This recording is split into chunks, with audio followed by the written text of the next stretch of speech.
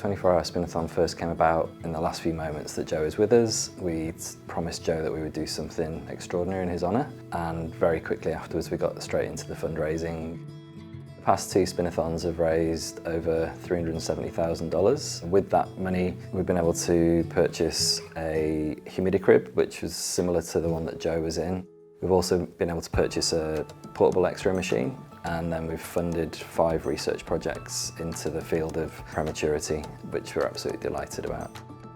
At this year's Spinathon, we're attempting to raise $100,000 for a paediatric resource stall to ensure that staff are equipped for all scenarios in the unit. Simulation training is really important for all clinicians as it provides a safe space for making mistakes and practicing clinical skills. As we can ventilate SUPER TORY, it is really adaptable for lots of different clinical scenarios that we face with our neonatal population. For us personally, our baby boy Joe did need to be resuscitated. He experienced period of apnea where he stopped breathing at length. We were lucky that the doctors and nurses that were on call that night had sufficient experience to be able to resuscitate him. It meant that we had another 10 days with him before he finally passed away.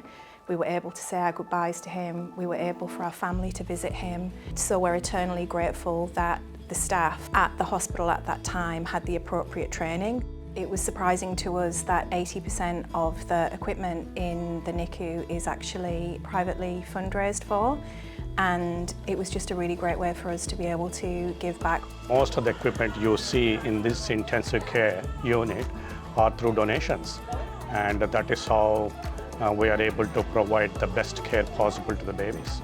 We were so grateful for the amazing care that we received during Joe's time in the NICU, and it was just the best way for us to be able to pour our love into something and parent Joe in the only way that is available to us now.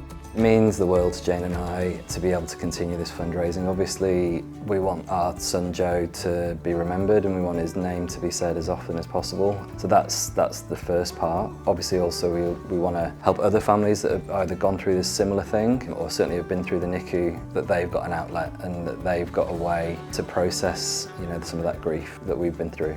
We're super excited to be a part of this year's Spinathon. We first participated in this event in 2022 and we'll be back this year riding for 24 hours on Billy's bike in memory of our daughter who was stillborn in 2021. It's an absolute honour to ride alongside Mike and Jane and of course their inspiration Joe in what is such a fun and positive event, raising super important funds for the most important tiny people.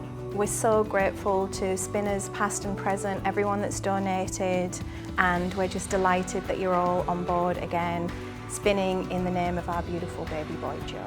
I would like to say on behalf of the intensive care unit staff here, we thank everyone in the Spinathon group to raise the funds for our unit. From the bottom of our hearts, we thank everyone to help us look after the sickest babies.